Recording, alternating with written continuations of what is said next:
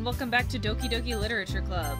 Let's get right back into it. I believe we were right here. Aw, man! I'm the last one here again! Don't worry, I just walked in too. Were you practicing piano again? Yeah. You must have a lot of determination. Starting this club and now picking up piano. Well, maybe not determination. But I guess passion. Remember that the club wouldn't be here if it wasn't for all of you. And I'm super happy that you're all willing to help out for the festival too. I can't wait for the festival! It's gonna be great! Weren't you complaining about it just yesterday, Natsuki? Well, yeah. I'm not talking about our part in the festival. But it's a whole day of school where we get to play and eat all the kinds of delicious food. You sound a bit like Sayori all of a sudden. Monica! Do they usually have fried squid? Squid? That's a pretty specific thing to look forward to. Oh, come on! Are you saying you don't like squid? You, of all people? I didn't say I don't like it. Besides, what do you mean by you of all people? Because! It's right in your name! Monica! That's not how you say my name at all. Also, that joke makes no sense in translation. Never mind. Let's just focus on our own event now, okay? Fine, fine. Your reactions aren't as fun as Yuri's or Sayori's anyway. Excuse me. Where is Sayori anyway? Oh, there you are. Sayori's sitting at a desk in the corner of the room looking down at nothing. I walk over to her. Hey, Sayori. I wave my hand in front of her face.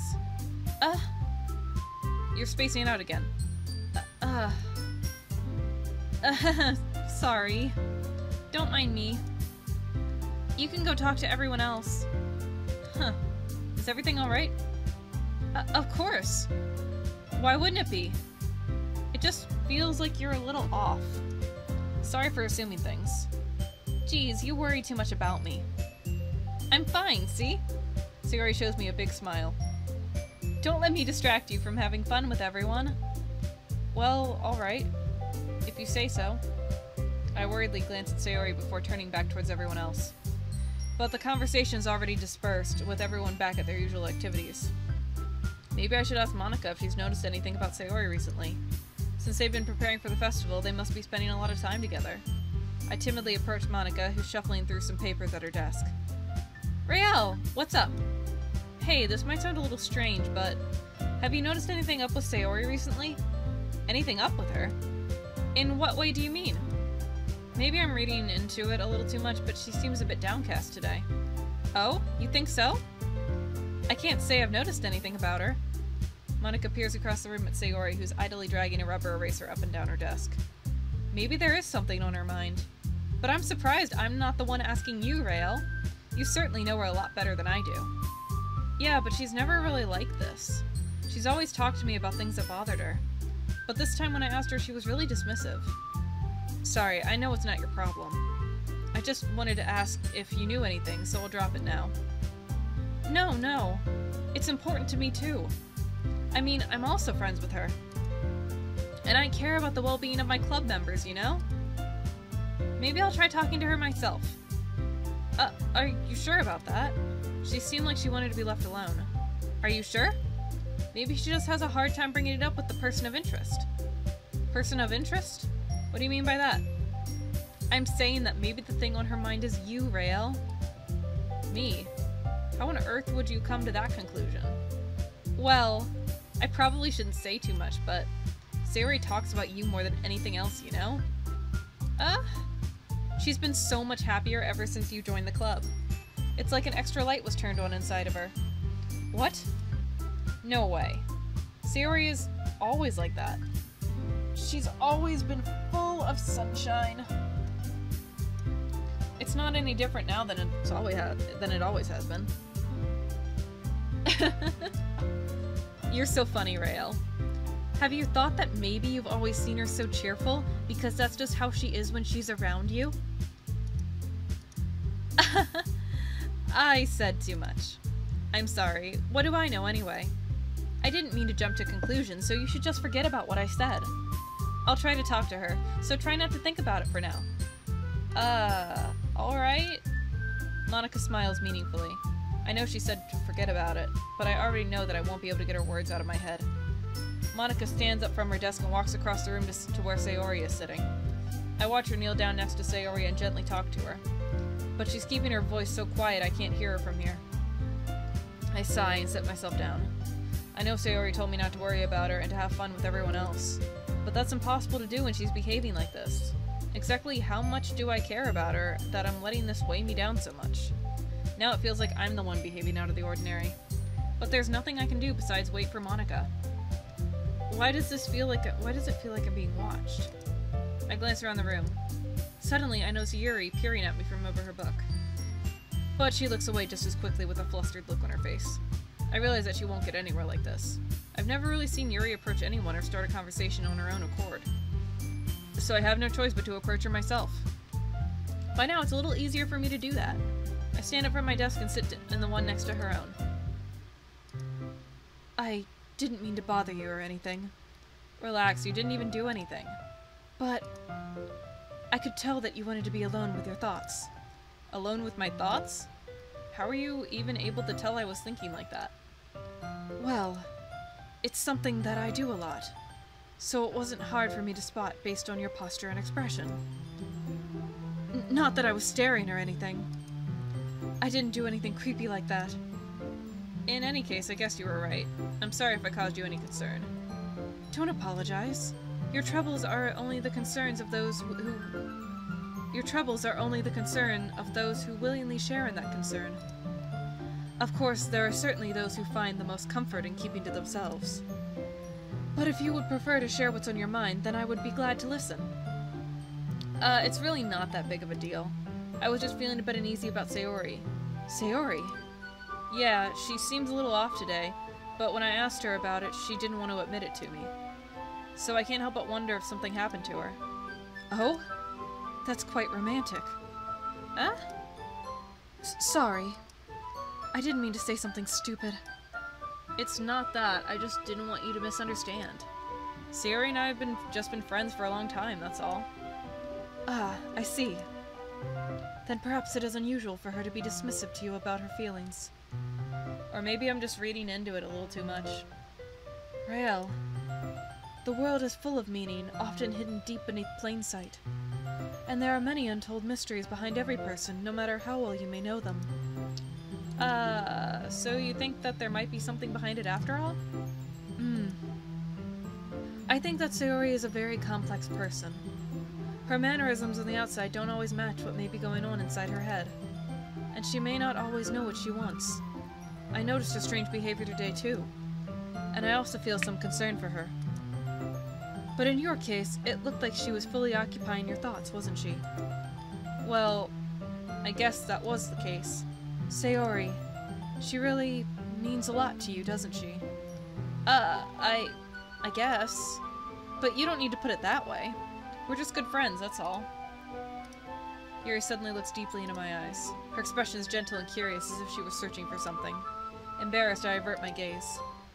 Sometimes, a person's mysteries are untold even to themselves. And you, as someone honest and caring, may uncover feelings you weren't aware were in you. That is, I think that she would be a very fortunate person to have you feel that way about her.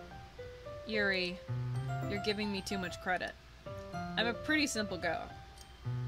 So I think I'm pretty good at understanding my own feelings. I'm not nearly as sophisticated as you. That's not a compliment, is it? It is what it is. Anyway, as long as we're here, why don't we do some reading? Well, as long as you're okay with it. Yeah. I should be taking my mind off this whole thing anyway.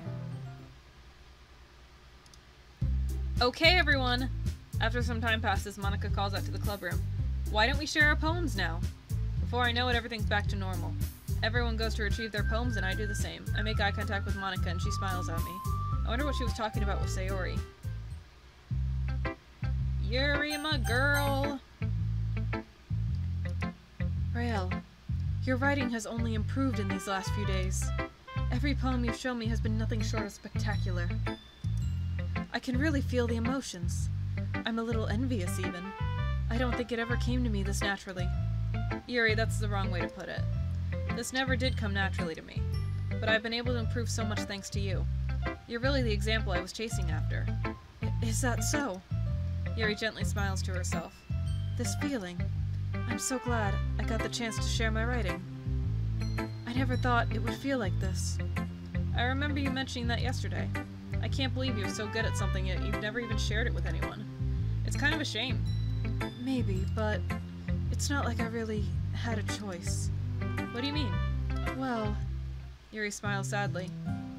Rael, during lunchtime I eat by myself. Did you know that? It's a great time to find a quiet spot and do some reading. In fact, I always have some books with me. You could say I really enjoy reading. Well, that's one way to put it anyway. But books are so full of amazing and inspiring people. People you want to fall in love with. Or people you just know would make a really good friend. Cheerful people who always put a smile on your face. Or deep thinkers and problem solvers who discover the mysteries of life. So when you look at it that way, I'm surrounded by friends every day. You know? And those friends don't laugh at me. They don't tease me for spacing out all the time. They don't make fun of my body type. And they don't hate me for acting like a know-it-all. People say that about you? I'm not a know-it-all, Rael. It's the opposite. I don't know anything. I don't know how to talk to people. I don't know how to make people see me as normal. I don't even know how to make myself happy. I have all these feelings, and all I can do with them is read and write. But it wasn't until now that I started sharing it with you that I really understood what was missing all this time. But I haven't really done anything. No, that's wrong. Just being patient and respectful. That's really important to me. I know I'm a difficult person, Rael. I speak too slowly. I second-guess myself all the time. I read too deeply into things. But every time, you've always treated me just like anyone else. Yuri! My girl, Yuri. It's so rare that I feel comfortable with myself when I talk to others. But that's why every time I talk to you, I just feel really happy. I see. Well, I treat you how you deserve to be treated, Yuri. And if other people don't see it that way, then screw them. I mean, I joined this club hoping I would make friends, and I would say I've had at least one success. Wouldn't you? If you put it that way. Yeah. We really are friends now, aren't we? Yuri puts her head in her hands. But this time she's smiling as she does it. Do you want to show me your poem? Yeah, I do. Let me get it for you. Ghost Under the Light, Part 2. The tendrils of my hair illuminate beneath the amber glow, bathing. In the distance, the blue-green light flickers. A lone figure crosses its path, a silhouette obstructing the eerie glow. My heart pounds, the silhouette grows, closer, closer. I open my umbrella, casting a shadow to shield me from visibility. But I am too late. He steps into the streetlight. I gasp and drop my umbrella. The light flickers, my heart pounds. He raises his arm. Time stops. The only indication of movement is the amber light flickering against his outstretched arm. The flickering light is in the rhythm with the pounding of my heart, teasing me for succumbing to this forbidden emotion. Have you ever heard of a ghost feeling warmth before? Giving up on understanding? I laugh. Understanding is overrated. I touch his hand. His flickering stops. Ghosts are blue-green. My heart is amber. Finishing the poem, I start to hand it back to Yuri. But instead of taking it from me, she looks away. Do you dislike it? No, of course not. I just don't really know how I should respond. Despite Yuri's poems usually being cryptic, it wasn't hard to figure out what this one was about. I don't know if I'll be able to explain this one. That's fine. I understand this one. Yuri's having an even harder time speaking than usual. Does this one mean a lot to you? Yuri nods. I'm not really good with words, but I'm happy that you shared it with me. So thank you. And I hope we can keep spending time together. Despite my inability to make eye contact, I see a faint smile emerge on Yuri's lips. I once again try to hand the poem back to her, but instead Yuri gently takes my hand and pushes him back towards me. I hesitate in response to her warm touch. You can The poem is... Once again, Yuri fails to form a complete sentence. You mean I can keep it? Yuri nods. I'd love to. How are you going to show it to the rest of the club? Again, Yuri faintly smiles as if she doesn't want me to notice. You always make me feel nice. I know I'm not good with people, but I hope that I can return the favor sometimes. Yeah, don't worry. I think you do a good job. Yuri finally turns back towards me. I guess we should move on before Monica says something. But I'm sure we can talk again later. Yeah, I'm sure we will. With that, Yuri timidly smiles at me, and I return to my seat so I can put her poem away.